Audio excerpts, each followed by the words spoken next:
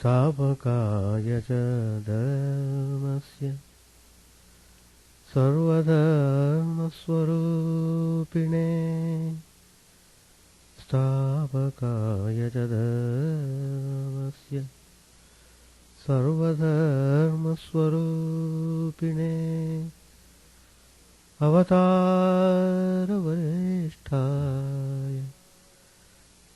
रामकृष्णाय ते नमः। असतो मा सद्गमय तमसो मा ज्योतिर्गमय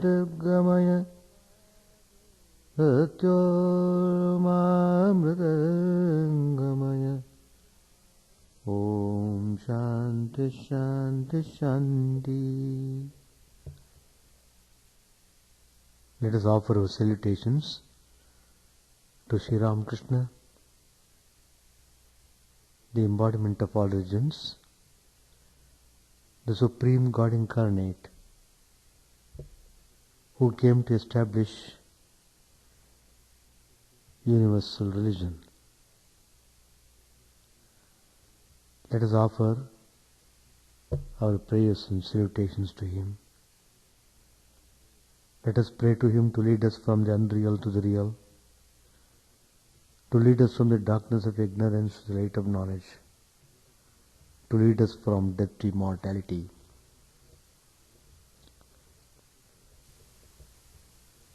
The advent of Sri Ramakrishna in this modern age has a very great significance. People were quarreling in the name of religion, immersed in number of conflicts and confusion, each claiming superiority over the other.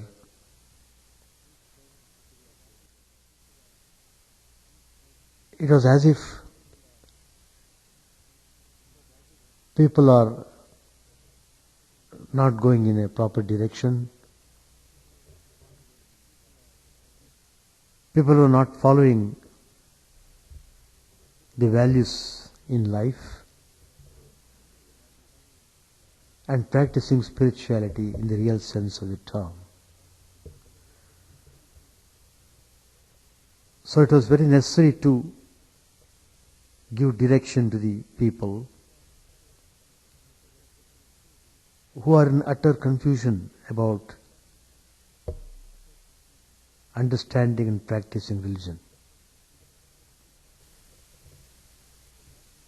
And the natural tendency is the mind always tries to drag towards material things, not to aspire for higher spiritual life. The mind takes opportunity to slip down,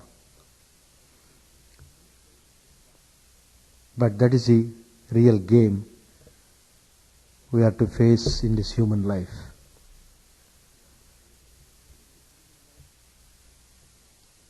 And in this human life only is possible to realize our true nature and raise above all conflicts and realize the unity of existence. We are all one. The essence of religion is to reach the goal. The goal is to realize the divinity within us. Sri Ramakrishna used to say, give utmost importance for practicing religion. Never indulge in gossip, in mudslinging, criticizing others. So, Sri Ramakrishna used to give utmost importance for spiritual discipline. Without spiritual discipline, spiritual life is impossible. At the first level, we should understand what is religion. It is expressing divinity within ourselves, purifying ourselves, making a breakthrough, go beyond the mind and realize the experience of the divine. So, Sri Ramakrishna himself exemplified this ideal in his life. The ideal is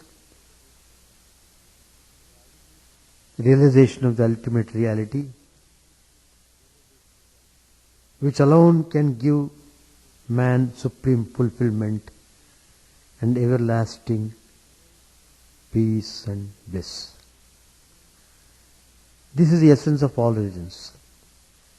The idea is one should experience real happiness. That's all. It doesn't matter what religion you are following.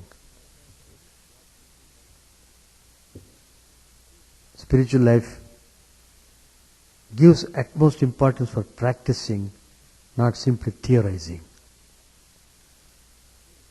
Be more practical, less talkative, and eventually you will realize the goal. The point is, mind is distracted in 1,000 ways. Energy is being dissipated. So we have rendered ourselves terribly weak to make any headlong process in spiritual life. Every moment we are faced with tremendous weakness. Weakness which is caused by our own misbehavior, misdeeds, and misapplication of values in life. So, strength is life, weakness is death. The more you are weak, the more you are tending towards death. Assert yourself. Be brave and courageous. We are really called courageous when we step into spiritual life. Do not allow any weakness to come on the way. Be firm and determined. Then it is quite possible you can pass through all types of difficulties and sufferings in life. But the question is, why do sufferings come? Please note that they have got great meaning in life. Sufferings have great meaning in life. Suffering is a kind of therapy to straighten out the defective mind, to straighten out the defective system, to straighten out our vision, our perspective, and to give us clear vision. All this is meant by suffering. And suffering varies from person to person. One person needs mild suffering, another person needs little more intense suffering, and some people need most terrible suffering. Suffering is like a shock. Sometimes doctors give shock to heart so that the heart may activate immediately. So suffering is like that.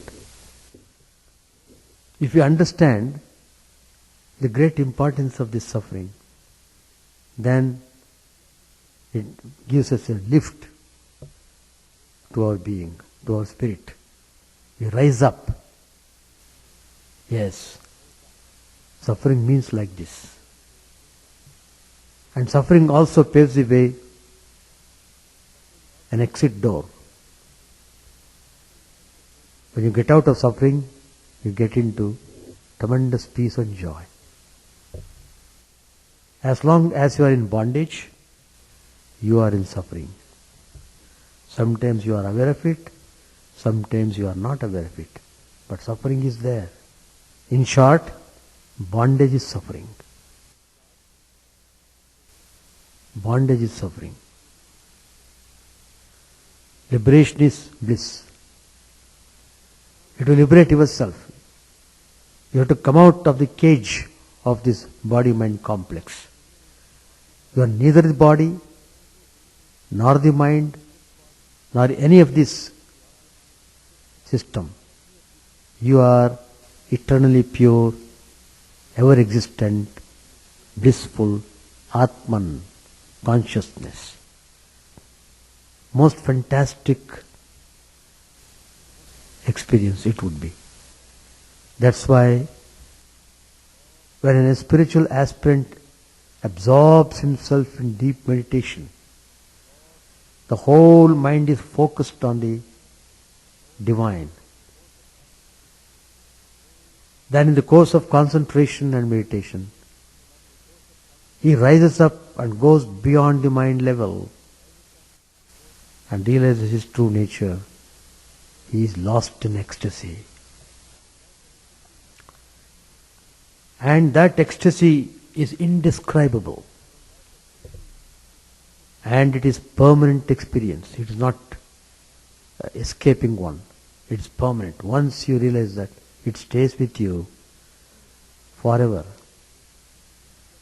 That's the beauty of the Samadhi state. But to reach that, we have to undergo tremendous practices. The most important practice is to purify the mind. Mind purification is the first and foremost step in spiritual life.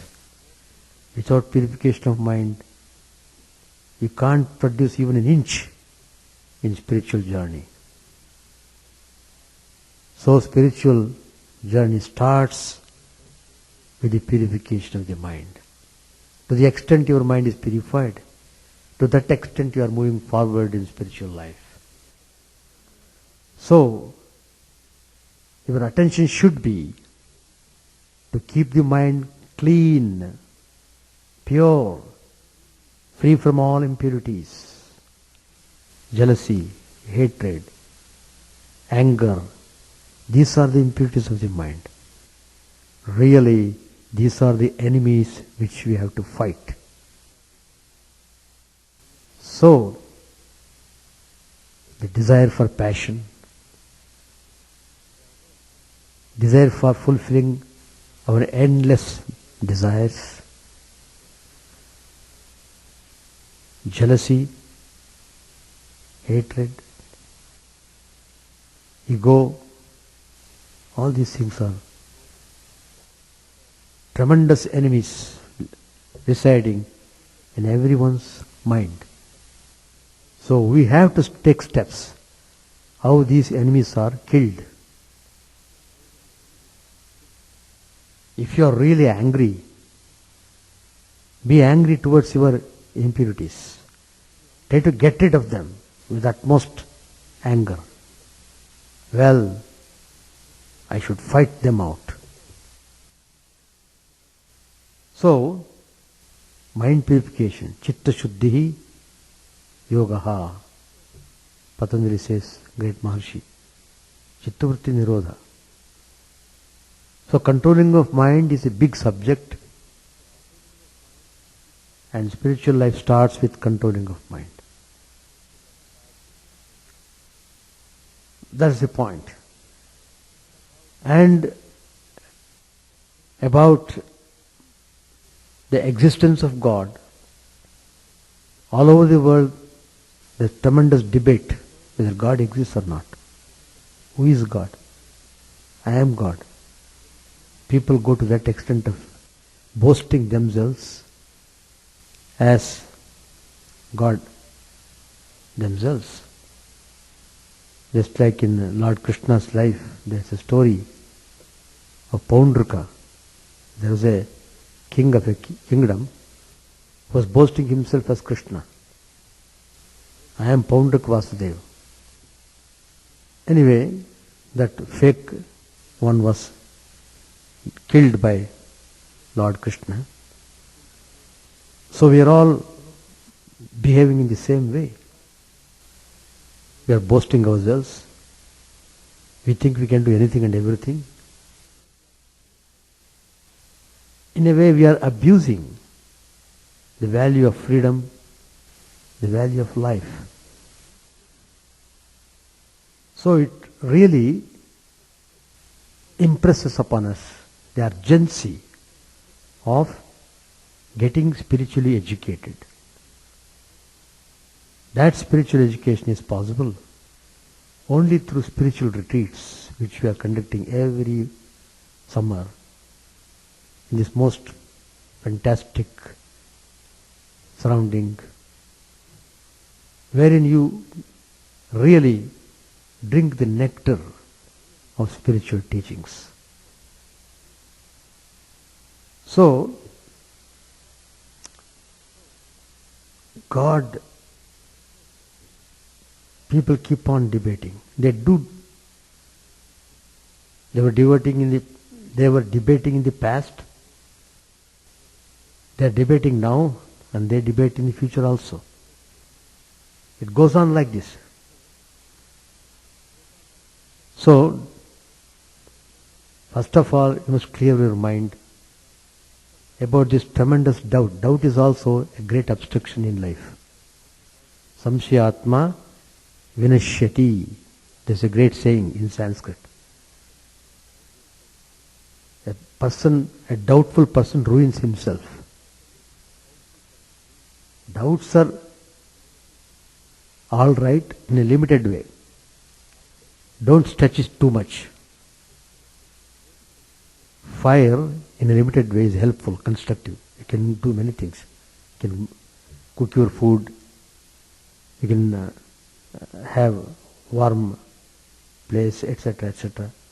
Lot of things are there which are very helpful. But if the same fire energy is used beyond its limits, it becomes destructive. So, controlling is very important. So,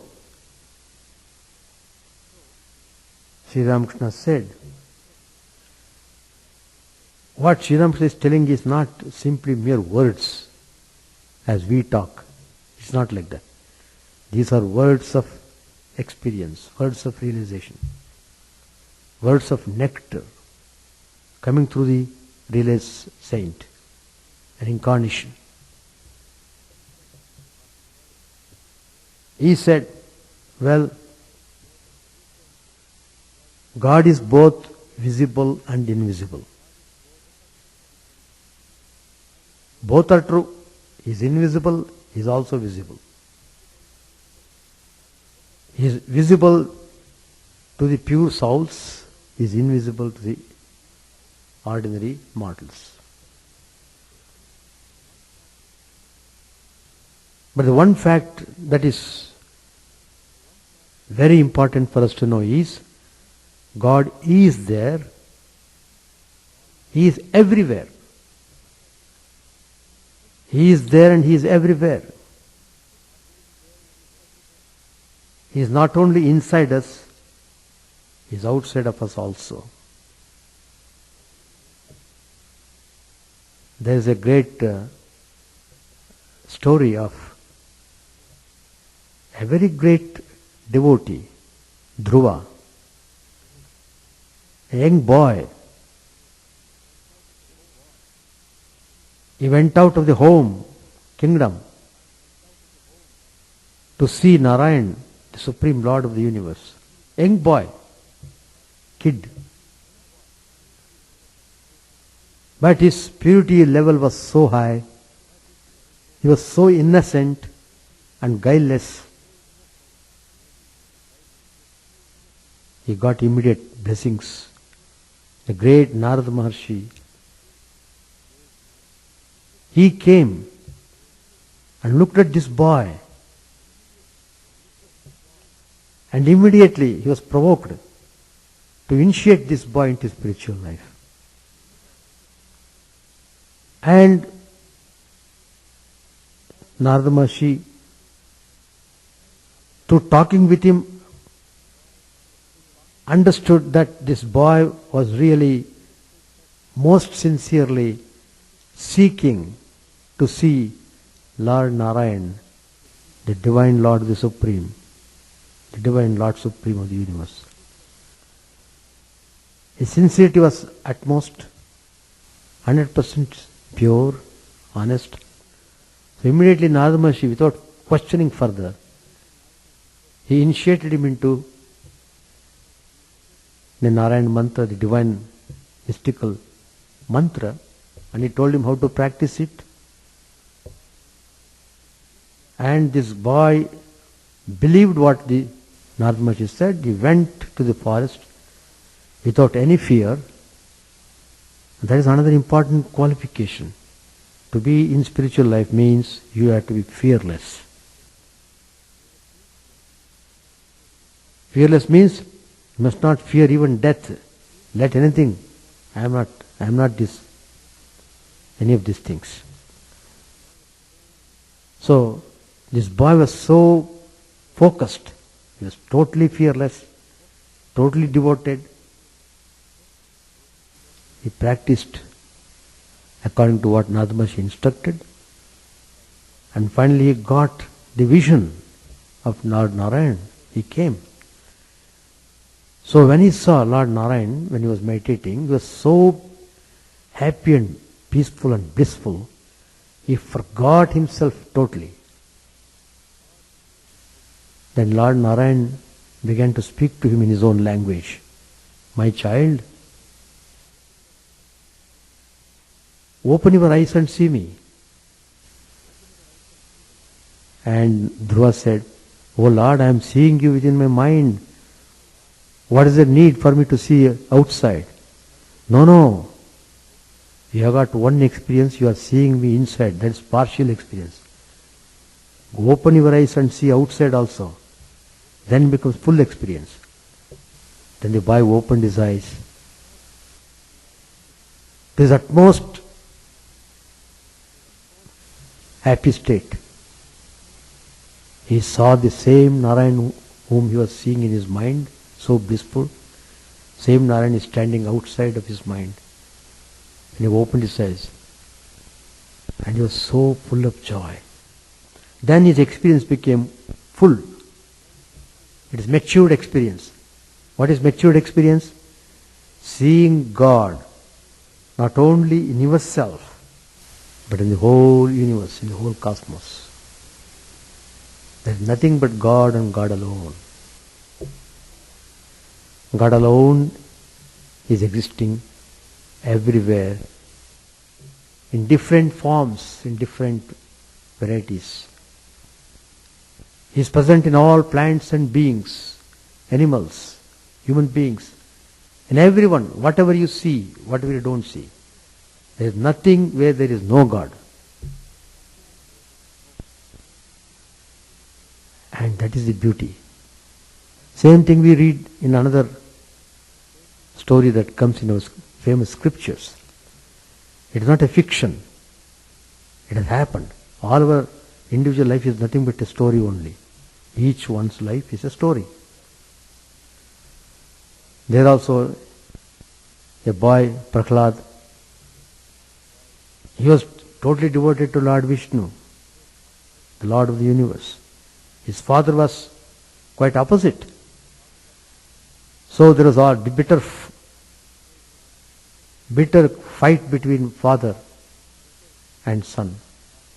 Father became so angry, he cut out of his son, look, you are so much talking about the God, You are telling God is supreme, He is everywhere. Show me if He is there in this pillar. Then he smashed the pillar. Father, Hiranyakashipu. As soon as he smashed the pillar, through the pillar came out most terrific form, Lord Narasimha, the Supreme God, incarnating Himself as Narasimha, to crush this evil person who was tormenting people. And then the father was shocked to see the boy's prediction was true. When he says God is everywhere, God is in this pillar also. He saw the pillar. So, because of Prahlad's devotion, father could see God. Well, the point is, what Sri Ramakrishna is telling us is, God is not only inside us, He is both inside and outside. Sri Ramakrishna says further, the Divine Mother, Sri Ramakrishna used to worship God as the mother. God, again Sri Ramakrishna gives us a very good teaching. God can be approached through any ways of connecting ourselves to Him. If you love God as mother, it's wonderful. Love God as father, as friend, very good. What is wanted is you have to approach God. Your mind should be filled up with God. Then you can reach Him. That's the meaning. So Sri Ramakrishna used to worship God as the mother. He was worshipping, concentrating, meditating on the Divine Mother for years. It is said for 12 years he did intense meditation. 12 years of intense meditation by most purified mind of Sri Ramakrishna. Then he realized. Then Sri Ramakrishna says, the Divine Mother showed me in the Kali temple where he was worshipping in Dakshineshwar at Calcutta, India, where everything is Chinmaya, the embodiment of spirit. That it is she who has become all this. All this means the image, the Kali image in the temple, myself, referring to himself, the utensils of worship, the door sill, the marble floor, everything is indeed Chinmaya. So, there should not be any conflict. The meaning is, you can worship God with form or without form. According to your temperament and suitability, you choose. Once you have chosen the path, then waste no more time. Don't look upon others what they are doing, how much they are progressing. That's none of your business. Your business is only to look into yourself. How much I am practicing practically. How much I am trying to purify myself. How can I go further in my spiritual journey? So all that is passing through your life is just to give direction to you, directly and indirectly, to go towards spiritual way and to realize the goal. That's all the idea behind it. And we use our emotional attitude. We offer prayers. And prayers are answered. But prayers should be done with utmost sincerity. The aim of prayer, of spiritual discipline, of chanting the name and glories of God is to realize just that. For that alone a devotee loves God. So, In another place, Sri Ramakrishna says, our only duty, we are all very conscious about duty. The primary duty we are just overlooking. What is the primary duty? The primary duty is to seek God. Our only duty is to seek the master of the garden and speak to him. Our life is considered as God. Our life is considered as garden, and the master of this garden is God himself. So, the only purpose of life is to realize God. The spiritual tradition reiterates that human birth is a very rare to get, and hence it should be utilized properly for realizing the goal of liberation from the bondage. Lord Krishna has emphasized this in this Bhagavad Gita teachings. While it is due to great merit that human birth occurs, still more rare is it for an individual to develop devotion to God and strive steadfastly for spiritual progress. For those who are serious about pursuing the spiritual goal, the impermanent nature of the human faculties, the body, mind and the intellect, must be a reason to utilize them for the purpose they are intended, without frittering the precious opportunity away in worldly pursuits. The more you are in worldly pursuits, the more mind is dragged down and you are lost in the journey. A legitimate doubt may arise that the body, mind, intellect, personality is meant for world pursuits also. But one should remember that engagement in the world gives rise to more actions, karma, and this in turn leads to rebirths. As you sow, so you reap.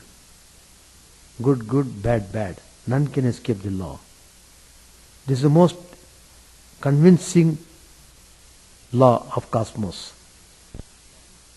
The law of cosmos is that whatever you do, knowingly or unknowingly, you will get the result. The result is bound to come. Nobody can stop the result coming. So, it warns you how to perform your actions properly.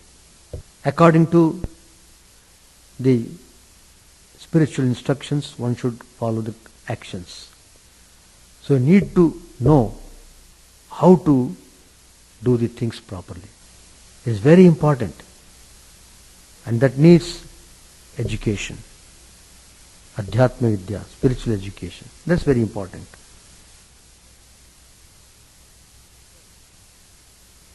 So, by the force of karma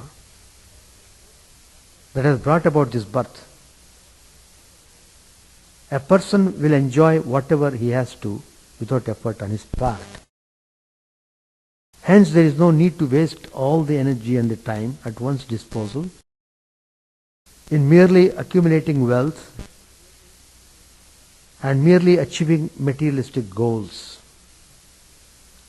A spiritual seeker, what he should do, he should surrender the result of his actions to God. That would not incur karma. Further, his mind will be rid of the latent impurities, thus enabling him to envision God. The Uddhava Gita, another great scripture, outlines how a devotee can gain spiritual insights from day-to-day experiences. The importance of the Guru for gaining spiritual knowledge is very, very important and essential. As the Atman cannot be known from self-study of the scriptures. Mere scriptural knowledge will not give you the experience of the Atman. Just as sparks of fire can be produced by friction of firewood, so also the initiation given by the Guru can result in the disciple intuiting the subtle knowledge of the self. Spiritual knowledge puts an end to rebirths and the karma that has brought about this birth will come to an end on its own momentum, like a ravaging forest fire, subsiding naturally when there is nothing left to burn. Knowledge enables the aspirant to understand that the absolute reality is one and appears as diverse selves, like the sun, which when reflected in different water bodies appears as many. The analogy of the spider weaving a web and retracting it can be applied to understand how the process of creation, sustenance and dissolution happens. The ultimate reality is one, but it is personal as well as impersonal, and is indicated by different names such as God, Ishvara, etc. in different religions. Different religions interpret the same God in different ways, but God is same. All different religions are just different paths leading to the same supreme divine. Sri Ramakrishna says in the Gospel, the famous textbook, the Gospel of Sri Ramakrishna, please read it. There Swamiji Sri Ramakrishna says, God's play on earth as an incarnation is the manifestation of the glory of Chit Shakti, the divine power. That which is Brahman is also Rama, Krishna, Shiva and Christ.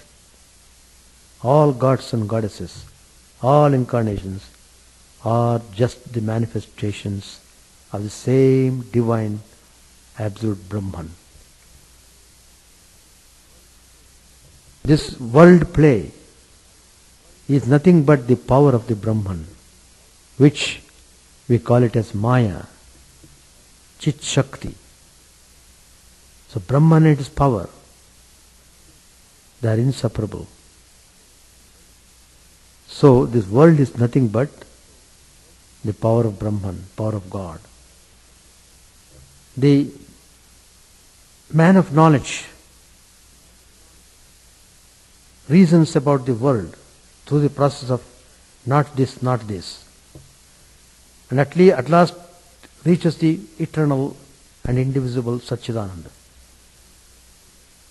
The man pursuing the path of knowledge, he reasons in this manner. He starts reasoning, Brahman, the divine, supreme, the absolute, is not the living beings. It is neither the universe nor the 24 cosmic principles guiding this universe. As a result of such reasoning, strong reasoning and firm belief, he attains the absolute. Then he realizes that it is the absolute that has become all this, the universe, its living beings, and the 24 cosmic principles. Milk sets into curd, and the curd is churned into butter. After extracting the butter, one realizes that butter is not essentially different from buttermilk, and buttermilk is not essentially different from butter. The bark of a tree goes with the pith, and the pith goes with the bark. Sri Ramakrishna says further, if there is butter, there must be buttermilk also. If you think of butter, you must also think of buttermilk along with it. For there cannot be any butter without buttermilk. Just so, if you accept the Nitya, you must accept also the Leela. It is a process of negation and affirmation. You realize the Nitya by negating the Leela, then you affirm the Leela, seeing in it a manifestation of the Nitya. One attains this state after realizing reality in both aspects, personal and impersonal.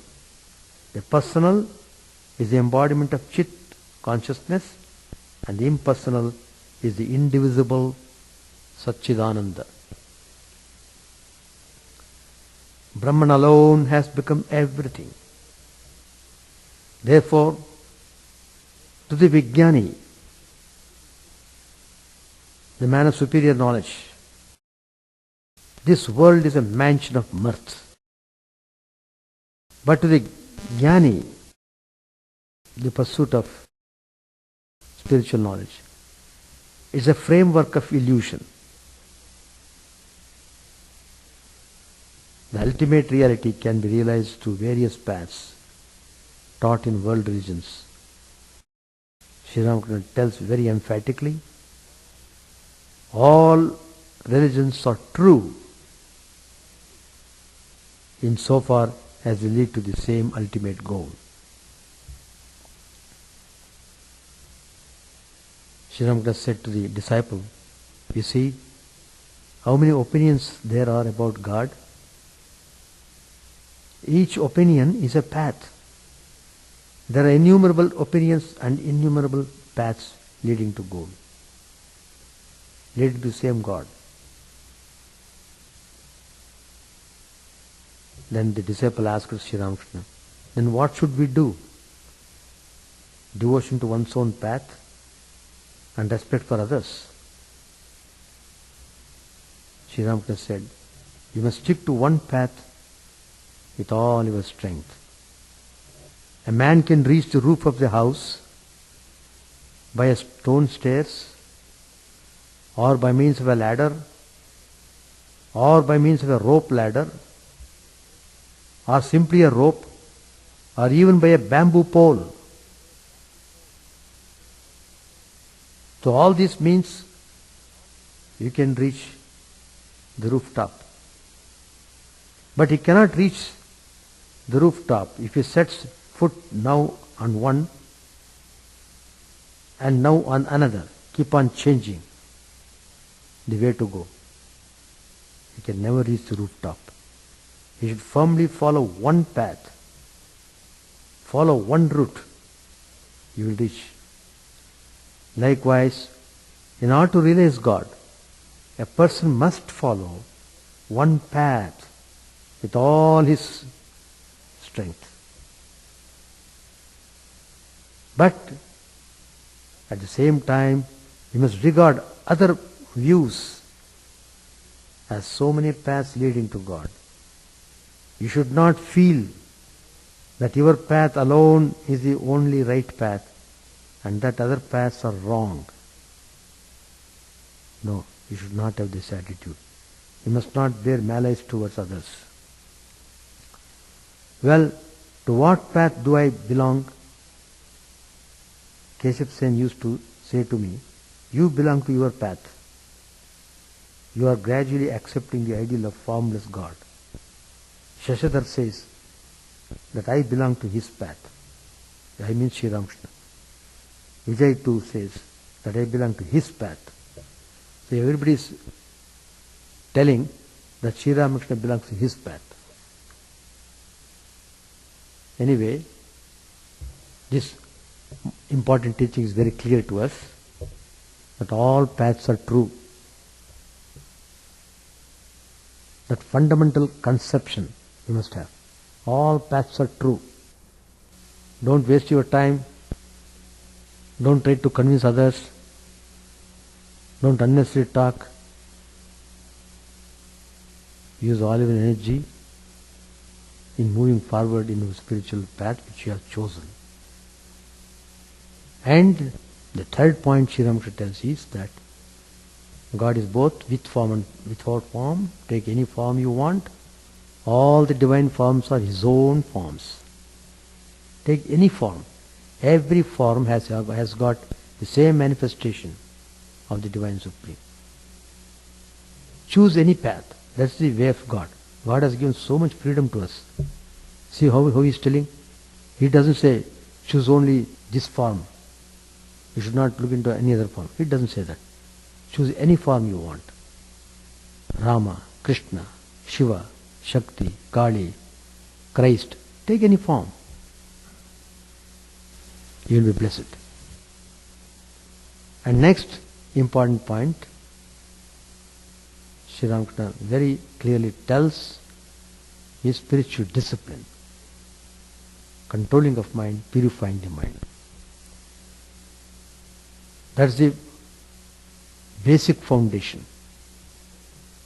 Basic foundation must be laid first. Without purification of mind you can't go. You can't build up your spiritual life at all. So first the foundation should be laid properly. That foundation is purification of the mind. So, Sri Ramakrishna says, most important point, God cannot be realized without purity of heart. One receives the grace of God by subduing the passions, lust, anger and greed. Kama, Krodha, Lobha. Kama means passion, Krodha means anger, Lobha means greed. Trividham narakasyedam dwaram nashanam atmanaha tasmad yeta trayam tyadet. Lord Krishna says very clearly in Bhagavad Gita, these are the three gateways to hell. Hell means hell of suffering. Three gateways. What are they? Passion. First gateway to hell. First gateway to hell. Passion. Then Krodha, anger. Then greed, Lobha. Kama, Krodha, Lobha. These are the three main gates. If a man enters into it, he is gone. He is bound to suffer. After you don't, no use of simply complaining. Why I am suffering? Why God is so? What is the use of simply pointing to God? You are responsible for what you have done. Don't bring God there. God has given you intellect, God has given you mind, body, human body, etc. If you don't use it properly, it's your fault. And just by pointing your finger to God, you can't get out of suffering. No. You have to be very positive in your efforts. Purusha Prayatna. Bhagavad Gita again tells, step into action. Inaction won't do. Idleness won't do. You have to practice, you have to, you must. So, you must try to get rid of these three, Kama, Krodha, Lobha. These three giants, the demons. Each one is a big demon. One demon is enough to destroy. Three demons are there in our mind. Kama, Krodha, Lobha. So these three demons are to be beheaded. Then only we will be able to purify the mind. That's what Sri Ramakrishna says.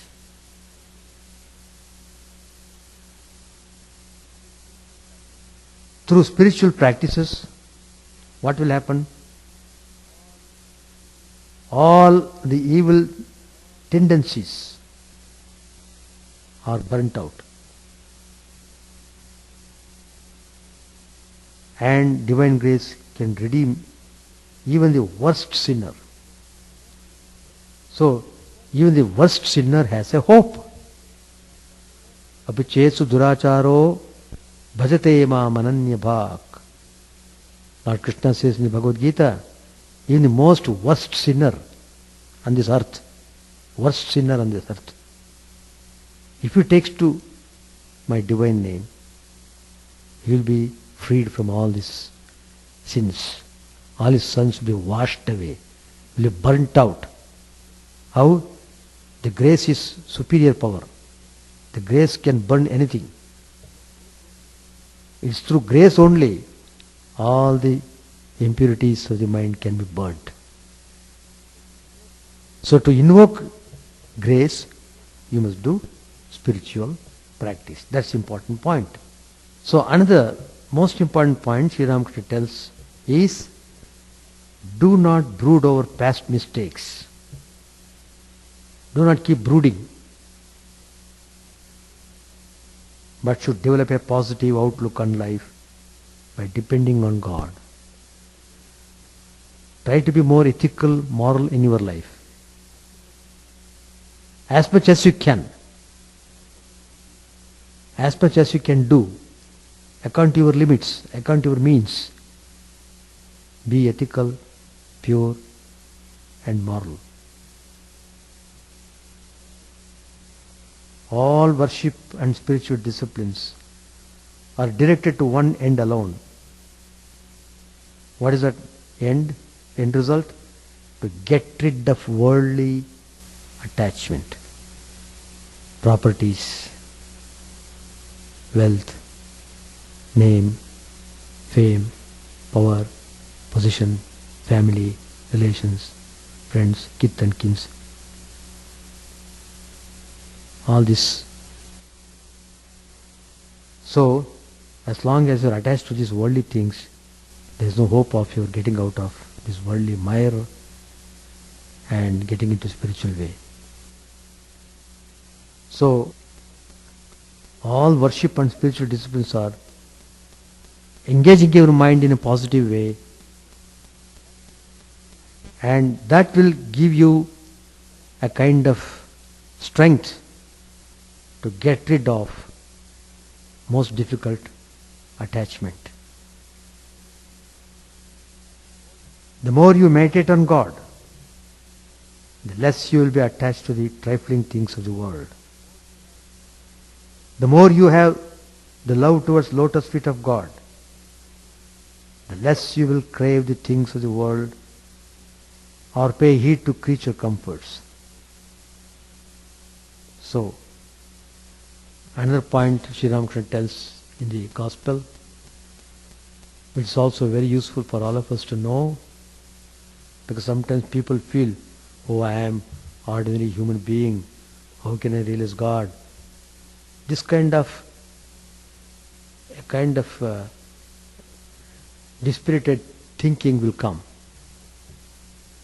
But Sri Ramakrishna assures here, God realization is possible for all, for everyone, not only Christian, not only Muslim, not only Hindu, not only this and that. God can be realized by all. Finished. It's not that only a person practicing Hinduism realizes God and not the other one who practices Christianity. Not like that. A Christian will realize who is Lord Christ is. The Hindu will realize who Lord Vishnu is. That's all. And finally he realizes Vishnu and Christ are same. And that he showed, Sri Ramakrishna himself showed through his life. Sri Ramakrishna himself, once he was concentrating on the portrait of Lord Christ, and in a short time the portrait became full of living Christ. And the beautiful, soothing light emanated from that portrait and entered into Sri Ramakrishna's heart. And Sri Ramakrishna was overwhelmed in ecstasy. That's how we accept Lord Christ as our own Supreme God.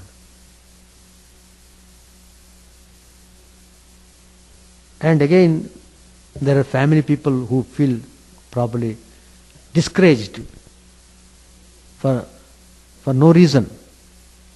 They are discouraged to think that they cannot practice spirituality. No, that's not true. The householders, Sri Ramakrishna says, need not renounce the world,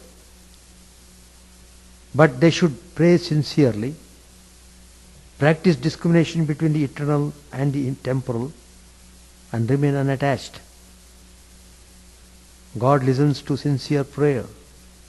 Intense longing is the secret of success in spiritual life. That longing we should develop.